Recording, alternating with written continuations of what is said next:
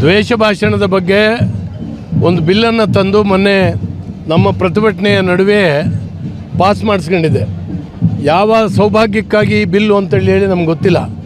ಪದೇ ಪದೇ ಕಾಂಗ್ರೆಸ್ ಆಡಳಿತಕ್ಕೆ ಬಂದಾಗೆಲ್ಲ ಸಂವಿಧಾನದ ಕತ್ತನ್ನು ಹೆಚ್ಚುವಂಥ ಕೆಲಸ ಮಾಡ್ತಾನೇ ಇರ್ತದೆ. ಸಂವಿಧಾನದ ಪಾವಿತ್ರ್ಯತೆ ಬಗ್ಗೆ ಭಾಷಣ ಬಿಗಿಯೋದು, ಆದರೆ ಅವರ ನಡವಳಿಕೆಯಲ್ಲಿ ಸಂವಿಧಾನವನ್ನು ರಕ್ಷಣೆ ಮಾಡುವಂಥ ಯಾವ ಲಕ್ಷಣಗಳೂ ಇಲ್ಲ. ನಿಮಗೆ ಗೊತ್ತಿದೆ, ಇದು ನಿಜವಾಗ್ಲೂ ಕೂಡ ಈ ದ್ವೇಷ ಭಾಷಣದ ಬಿಲ್ಲು ಅಂಬೇಡ್ಕರ್ ಅವರಿಗೆ ಮಾಡಿರ್ತಕ್ಕಂಥ ಒಂದು ದೊಡ್ಡ ಅಪಮಾನ ಅಂತೇಳಿ ಹೇಳಿ ನಾನು ಭಾವಿಸ್ತೇನೆ. ಯಾಕೆಂದರೆ ಸಂವಿಧಾನದ 1901 ಕೊಟ್ಟಿರ್ತಕ್ಕಂಥ ಅಭಿವ್ಯಕ್ತಿ ಸ್ವಾತಂತ್ರ್ಯ ನಿಜವಾದ ಪ್ರಜಾಪ್ರಭುತ್ವದ ಒಂದು ಸೊಬಗದು. ನನಗೆ ಅನಿಸಿದ್ದನ್ನು ನನಗೆ ಬಂದಂಥ ಅನುಮಾನವನ್ನು ಬಗೆಹರಿಸ್ಕೊಳ್ಳಿಕ್ಕಾಗಿ ನಾನು ಮಾತಾಡಬೇಕಾಗ್ತದೆ, ವ್ಯವಸ್ಥೆಯನ್ನು ಪ್ರಶ್ನೆ ಮಾಡಬೇಕಾಗ್ತದೆ. ಇವೆಲ್ಲವೂ ಕೂಡ ಪ್ರಜಾತಂತ್ರದಲ್ಲಿ ಇರಬೇಕು, ಆಗ ಮಾತ್ರ ಪ್ರಜಾಪ್ರಭುತ್ವ ಅಂತ ಹೇಳುವಂಥದ್ದು. ಅದನ್ನೇ ಹಿಂತೆಗೆದುಕೊಳ್ತಕ್ಕಂಥ ಪ್ರಯತ್ನವನ್ನು ಕಾಂಗ್ರೆಸ್ಸು ಮಾಡಿದೆ. 75ನೇ ಇಸ್ವಿನಲ್ಲಿ ದೇಶದ ಮೇಲೆ ತುರ್ತು ಪರಿಸ್ಥಿತಿಯನ್ನು ತಂದು ಇಂದಿರಾ ಗಾಂಧಿಯವರು ಎಲ್ಲ ಇದನ್ನು ಕೂಡ ಸಂವಿಧಾನದ ಸೌಲಭ್ಯಗಳನ್ನು ಮೊಟಕು ಮಾಡಿದರು.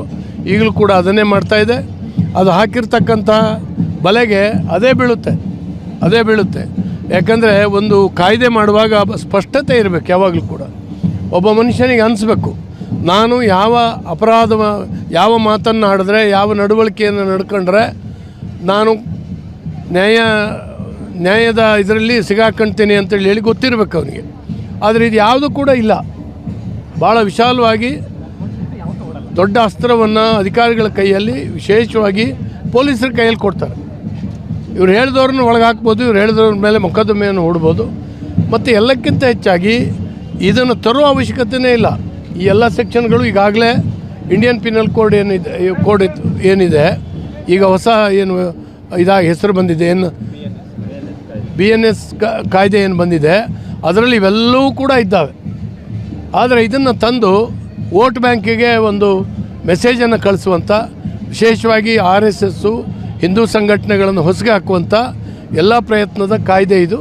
ಅದನ್ನು ಎಲ್ಲರೂ ಸೇರಿ ಖಂಡಿಸಬೇಕು. ಪ್ರಜಾಪ್ರಭುತ್ವ ವಿರೋಧಿ ಕಾಯ್ದೆ ಇದು. ಸರ್, ಯಾರು ಪ್ರಚೋದನಕಾರಿ ಭಾಷಣ ಮಾಡ್ತಾರೆ ಅವರಿಗೆ ಇದ್ರ ಬಗ್ಗೆ ಭಯ ಇರುತ್ತೆ.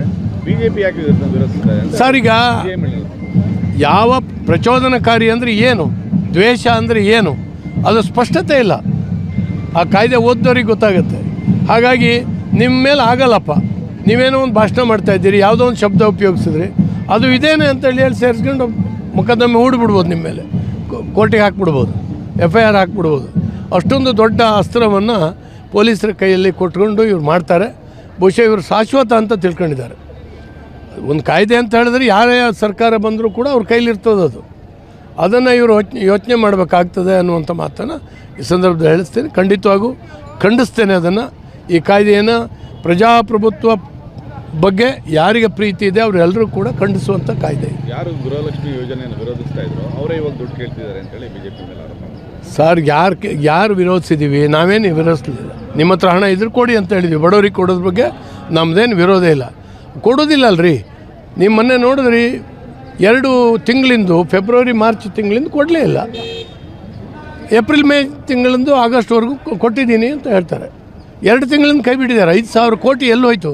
ಲೆಕ್ಕ ಕೊಡಬೇಕಾಗಲ್ಲ. ಈಗ ಇವರೆಲ್ಲದನ್ನು ಕೊಟ್ಟಿದ್ದೀವಿ ಅಂತ ಅಲ್ಲಿ ಸುಳ್ಳು ಹೇಳುತ್ತಾರೆ. ಸದನದ ಒಳಗಡೆನೂ ಅಷ್ಟೇ, ಸದನದ ಹೊರಗಡೆನೂ ಅಷ್ಟೇ. ಇವ್ರಿಗೆ ಕೊಡಲಿಕ್ಕೆ ಇವರ ಖಜಾನೆ ಖಾಲಿಯಾಗಿದೆ, ದರಿದ್ರ ಇದ್ದು ಹೋಗಿದೆ. ಯಾವ ಅಭಿವೃದ್ಧಿ ಕಾರ್ಯಕ್ರಮಗಳು ಆಗ್ತಾಯಿಲ್ಲ. ಈ ಸರ್ಕಾರ ಬಂದ್ರ ಮೇಲೆ ಮಾಡಿದ ಕೆಲಸಕ್ಕೆ ಬಿಲ್ ಕೊಡುವಂಥ ಶಕ್ತಿ ಇಲ್ಲ. ಹಾಗಾಗಿ ಒಂಥರ ಸರ್ಕಾರ ಇಲ್ಲದಿದ್ದ ರೀತಿಯಲ್ಲಿ ಜನರ ಆಕ್ರೋಶ ಇದೆ. ಆಕ್ರೋಶವನ್ನು ಬೇರೆ ಕಡೆ ತಿರುಗಿಸ್ಲಿಕ್ಕಾಗಿ ಇಂಥ ಕೆಟ್ಟ ಶಾಸನಗಳನ್ನು ತಂದು ಬೇರೆ ಚರ್ಚೆಗಳನ್ನು ಮಾಡಲಿಕ್ಕೆ ಇಳಿಸ್ತಾರೆ. ಇದೊಂದು ದೊಡ್ಡ ಸ್ಟ್ರಾಟಜಿ ಕಾಂಗ್ರೆಸ್ ಸರ್ಕಾರ ಬಂದ್ರ ಮೇಲೆ. ಹಾಗಾಗಿ ಇವರು ಎಷ್ಟು ಬೇಗ ತೊಲಗಿದ್ರೆ ರಾಜ್ಯಕ್ಕೆ ಅಷ್ಟು ಬೇಗ ಒಳ್ಳೆಯದು.